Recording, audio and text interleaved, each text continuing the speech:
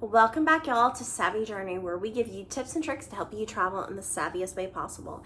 And today we're going to be doing our overview and review of the All-Star Movies Resort at Disney World in Orlando, Florida. So let's get started.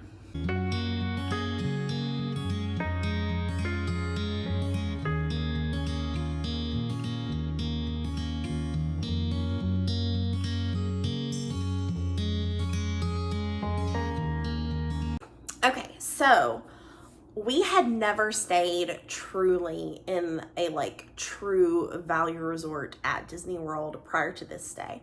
We stayed in Pop Century, our first ever trip, which is also a value resort. And we didn't care for it very much, but stay tuned. I'm gonna do a whole video on ranking all of the resorts and hotels that we've stayed at in the Orlando area. So stay tuned for that, where I'll go into more detail on Pop Century. But then right after that, we bought DVC. And so we had lots of experiences at the deluxe villas at Disney World. And then when we sold our DVC, we started branching out into moderate resorts. And then this year we got a really good deal, because normally we kind of alternate between going to Universal and going to Disney every other Christmas. And we've been doing that for the last 5 years maybe. That Orlando at Christmas has been a tradition for us. So we've been alternating. And we always know that when we're at Disney, on a Disney resort, we are going to pay more when you're on property. We're just mentally prepared for that. So we are always mentally prepared that it's going to cost more at Disney. But this year they had that deal where you got 30% off if you were a Disney Plus subscriber.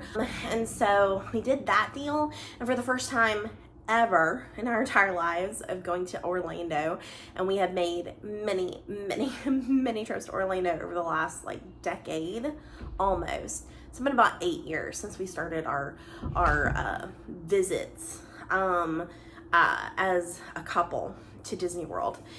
We have never seen a Disney hotel cost less than a Universal hotel.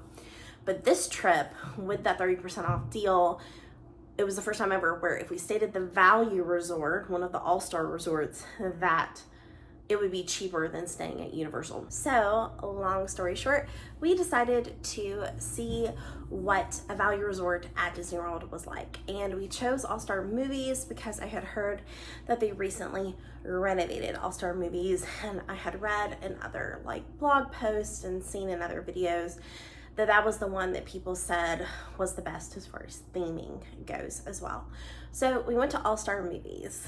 So we are going to review 7 aspects of the resort. We're going to review the theming, the size, the food, the room, the transportation, the amenities, and the affordability.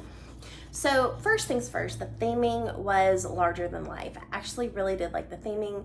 We were in the original Fantasia. So in the Fantasia, they had 2 buildings. They had a regular Fantasia, and then they had a Fantasia 2000, and my husband was very happy that we were in the original classic Fantasia building. You will see from the footage that you had the mops and the buckets, and you had Mickey's wizard hat that you could walk through. Very, very cool. They had other sections. They also had a love bug section. They had what else did they have? But they had all the different parts of different movie themes. I feel like they had a Toy Story section. Am I remembering wrong? Because I feel like they had the soldiers, the little green soldiers, the play soldiers, and the bucket that they go in. But the point is, they had lots and lots of different themes. We were in the Fantasia one. Thought it was really cool. My husband thought it was really cool. On the Fantasia 2000 side, they had the Tin Soldier. That was honestly that little short in Fantasia 2000. It's the only part of Fantasia 2000 that I like, but where it has the ballerina and the Tin Soldier, and the giant Jack in the Box. It's the bad guy. So you had the giant Jack in the Box, which we went to go see, and my husband was wondering if if they did it on purpose, where are human beings the dimensions of the tin soldier in relation like to the Jack in the Box. Like I need to like Google that and see if that's true. But we did actually like the theming. I thought it was really cool. It did somewhat roll over into the main building itself. They had like all of the food options were called things that were like theater movie related. They had like movie memorabilia like under glass, like in like the walkway like area of the main part of the resort.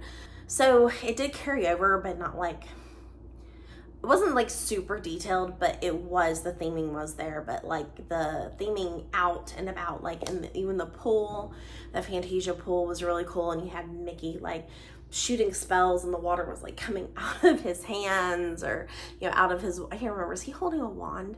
But the point is that like he's like doing this and like there's water coming out, there's like a fountain, so even the pool was really cool. So I actually really liked the theming. It was definitely kid oriented, so it wasn't like a classic Disney theme. It was like larger than life animation theme.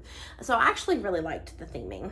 The size, it was very large. We didn't really grasp how big it was, but it has like all three. So you have like all-star sports, music, and movies, and it's all down this one road. So as you're driving to movies, which is at the end of the road, you're passing sports, you're passing music, and then you're into movies. So if you drove around like the little road, it would eventually take you to the next resort. But there were a lot of buildings, but we did pay extra to be in a preferred room, and I do highly recommend that if you can afford it, because we were in the Fantasia building and it was just like a super quick walk to the main building and the buses, which really helped because I sprained my ankle on this last trip.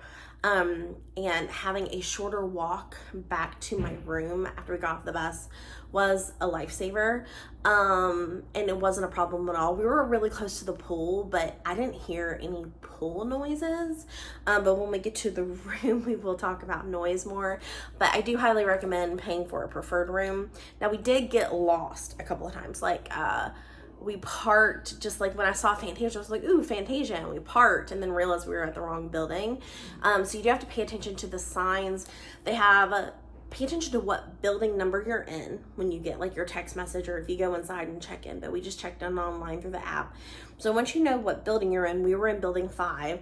Pay attention as you're driving around. There are signs on the side that tell you what the building numbers are, and there are signs in the parking lot that tell you what building numbers you are. So pay attention to that and find the parking area for your building number and then go in. But there are a lot of buildings. Like when we were leaving to go back to the car to get something out of the car, we got lost.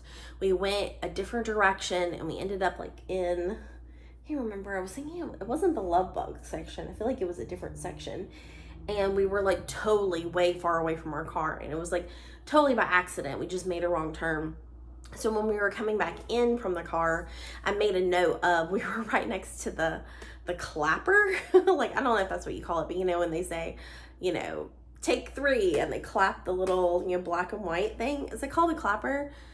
Tell me if I don't know what I'm talking about. But I made like a mental note that we need to walk by that to get to our car. So that kind of helped, like keeping like a landmark in my head, to know which way we were supposed to go. So when we went out to go to urgent care for my foot, my husband kind of went and looked around and found the clapper and then said, okay, let's go this way, as opposed to me like wandering around on my hurt foot looking for it. But so having that landmark of like which sidewalk to take out to the parking lot really helps. So I highly recommend that. But if you were in like the outer buildings, it may have been more of an issue. Like the outer buildings were literally on the other side of the parking lot, and I can't imagine having to walk to those from the bus. So if you can afford it, I highly recommend the preferred room. We were super, super close and the walk wasn't too bad. Food was just okay. Like, it wasn't bad. I wish they had more options, or that the options changed from day to day, because each little section only had like 3 choices. So it was like, I just felt like it was super basic, and the food wasn't like amazing. I feel like breakfast was better than the lunch and dinner options. And they did have some good like pastries like in the bakery section, but they don't warm things up. Like I wanted a cinnamon roll one morning, and so I saw that they had the same cinnamon rolls just like in the regular, just open the door and get it out yourself, but they also had them in the bakery. So I thought that if I went to the bakery, they would warm it up for me. They didn't. So if you want a muffin or a pastry that is in both in the bakery and in the just serve yourself section, just go to the serve yourself section because they don't warm it up. I also got a latte a couple of days, but both days it was just kind of lukewarm, so it wasn't like super hot. So, and it does just kind of look like they're making it using like one of those like the kind of lattes you get or cappuccinos you get at like a gas station. That's kind of what it felt like. It wasn't amazing. You do on your, when you order a soft drink, you do get like 4 refills, which I thought was really good. So you could get a lot of refills on a soda. But yeah, it was really basic. It was a decent food court. It wasn't huge, and it never felt overcrowded or stressful, but I also wish they had more options. They had like a very simple like pasta option for dinner. It was like they had like a spaghetti and meatballs, and then they had like a chicken parmesan, and then that was it. And then they had this other one where you could like make your own meal, where you could choose from like rotisserie chicken, shrimp. There were a couple of others, like maybe like a meatloaf and one other thing, and then you could choose like 2 sides to like go with it. So I did that one night, and then they had a section that was just like burgers and chicken fingers, essentially. They did have a chicken sandwich that I got, which was okay. But that was it for dinners. And then breakfast, it was pretty much, they did have an omelet station, but you only had an option of 2. You can like build your own omelet. It was either a ham and cheese or a Western omelet, and you got essentially tater tots, but they called them something different with every breakfast meal. And then you got like the breakfast like feast or platter that had like 1 Mickey waffle, some eggs, bacon and sausage, and the potatoes. You got like a lot of food with it. You could easily have shared that breakfast. If you wanted a smaller breakfast, you could split that one. And then they also just had like a Mickey waffle breakfast that I think had 3 Mickey waffles and like some bacon or sausage with it. And that was also pretty much it for breakfast. You know, it was good. For what it was good. The room itself was not so good. Like, it looked nice. They had just remodeled it, so it was really pretty. I did a whole room walkthrough, so I will link that below for you guys. Like hardwood, like it looked nice, but practically it wasn't so good.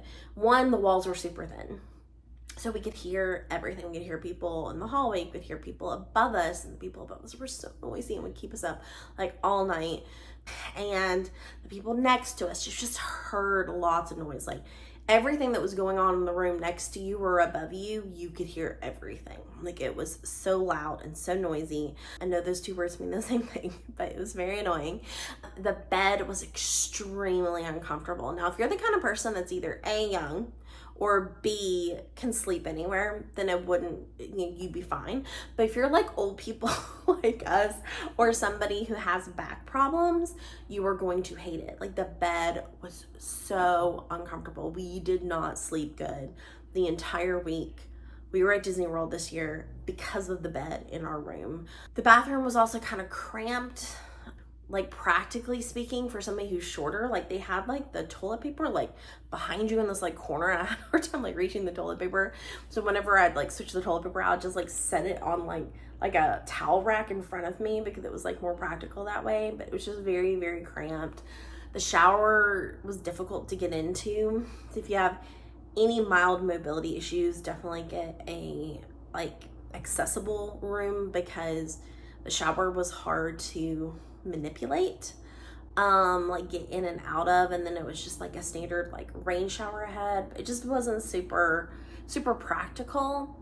And they did have lots of like drawer space and like shelf space in the bathroom, but the sliding doors weren't super practical either. It was like a sliding door for both the toilet, shower room, and the bathroom itself, and it didn't block out much noise. So if you want any privacy, that was like problematic, and then it also just, they just weren't super functional.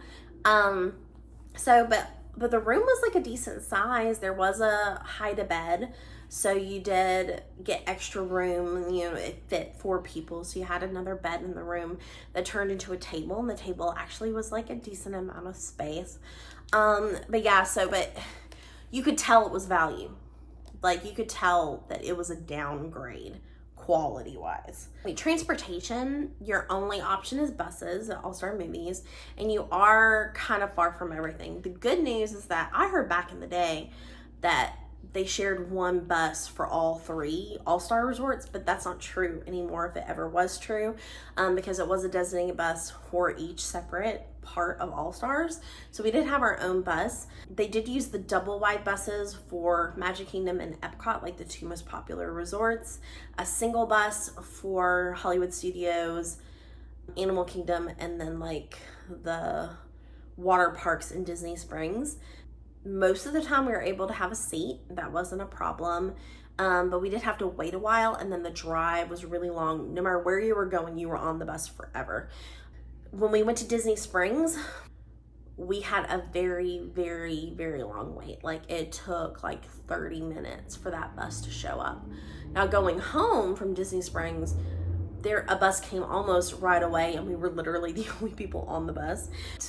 Leaving the resort, we had to wait a long time. So if you have a dinner reservation at Disney Springs, give yourself like a good hour and a half to get to Disney Springs, because you don't know how long it's gonna take that bus to get there. And then it takes you like a good 20 minutes or so to get to Disney Springs once you're on the bus. But buses are your only option.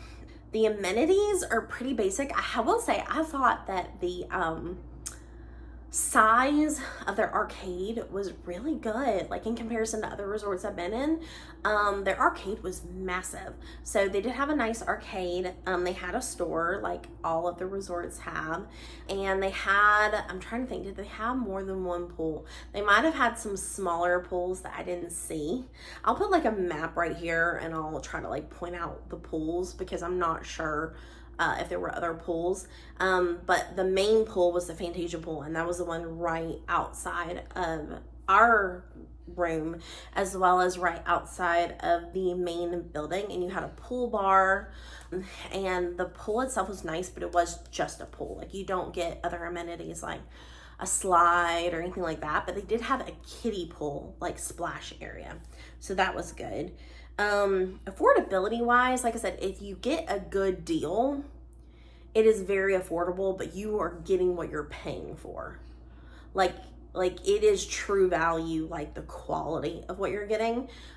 But like, in my opinion, if you're not getting a good deal, like if you're not getting like a good percentage off of the hotel room, I would recommend going somewhere else. Like, if you can afford $200 or more to stay on at Disney World on property, go up a level, go to Pop, or go to a moderate resort.